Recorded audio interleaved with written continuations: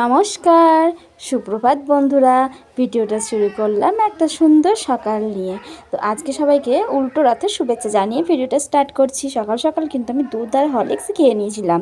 তারপরে লেগে গেছিলাম জোরদার কাজে। অনেক কাচাকুচি ছিল, মানে যে রোজই থাকে, বাচ্চা থাকলে তো বাড়িতে কাচাকুচি করতেই হয়। আর আমার সেদিনকে আরও একটু বেশিই ছিল। তো আমি সেগুলো কাচাকুচিটা সেরে নিয়েই ভাবলাম স্নানটাও সেরে নেব। কারণ কি, উল্টো রথের দিন একটু ঠাকুরকে পুজো না দিলে কি ভালো লাগে বলো? সেই জন্য সকাল সকাল আর বাকি কাজ সেরে নিয়ে কাচাকুচি সেরেই আমি স্নান সেরে নিয়েছি। স্নান সেরে নেওয়ার পরে আমি কিন্তু চলে গেছি আমাদের শিবতলার কাছে। শিবতলার কাছে কি হচ্ছে জানো? এখানে কিন্তু আমার পুকুর জন্য যে রথটা বানানো হয়েছিল, সেই রথটাকে আবার সুন্দর করে ডেকোরেশন করা হচ্ছে। দেখছো, নিচে কিন্তু গাড়ির চাকা লাগানো আছে। তো আগের দিন কিন্তু সেটা ছিল না বলেই কিন্তু ও রথটাকে চাগিয়ে চাগিয়ে ফেলে দিচ্ছিল। আর ফার্স্টেই আমি জগন্নাথকে আটনে বসিয়ে ফুল জল দিয়ে দিয়েছি। এরপরে কিন্তু দোকান ঘরেও ফুল দিয়ে দিলাম ঠাকুরকে। আর এই যে আমি দিয়ে দিয়েছি আমাদের তুলসী মণ্ডপের জল আর ফুল। আর এখানে অনেক ফুল নিয়ে এসেছিলো মা কিন্তু সেদিন। তাই আমি প্রথমে আমার মায়ের চরণে ফুল দিয়ে দিলাম। মায়ের চরণে ফুলটা দেওয়ার পরে আমি প্রত্যেকটা ঠাকুরকে সুন্দর করে ফুল দিয়ে সাজিয়ে দিয়েছি। আর ফুল দিয়ে ঠাকুরকে সাজালে কি ভালো লাগে বলো না? আমার কিন্তু এখানে কিছু কিছু ঠাকুর কম পড়ে গেছে, সেগুলো ভাবছি আনাবো।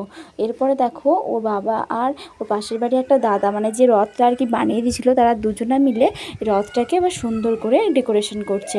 আর তারপরে আমি রান্নাবান্না সেরে নিয়েছি। ভেন্ডি ভাজা, আলু সেদ্ধ, ভাত, আর এদিকে একটা তরকারি করেছিলাম 5 রকম সব, ডিমের কষা করেছিলাম আর মুগের ডাল করেছিলাম। এই হচ্ছে দুপুরের মেনু।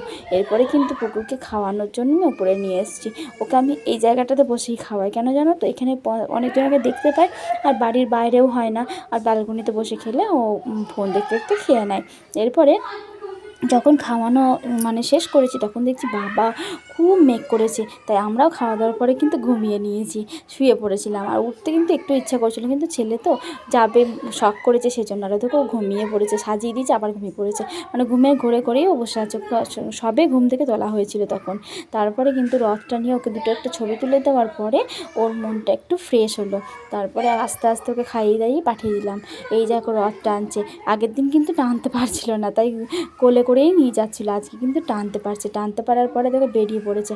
প্রথমে জেমাদের বাড়ি, ওদের বাড়িতে না গেলে তো ও টাকাই হবে না। তারপরে কিন্তু ও টানতে পারছে না বলে ওর দাদা ও রথটা টেনে নিয়ে যাচ্ছে। আর ও ঝোলার মধ্যে নকুনদানা আর কি মানে চিড়ে এসব প্রসাদ দিয়েছি। এরপরে ঝোলাটা আমি ওখানে লাগিয়ে দিয়েছি। দেখতেও কি ভালো লাগছে।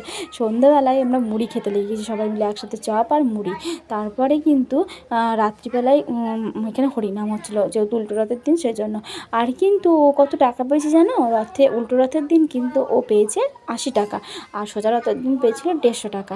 তো এই দুটো টাকা নিয়ে ফার্স্টে কিন্তু ভাড়ে ভরে দিয়েছে। তো আজকের মতো ভিডিওটা এখানেই শেষ করলাম। সবাইকে জানালাম রথের যাত্রার শুভেচ্ছা। সবাই ভালো থেকো, সুস্থ থেকো।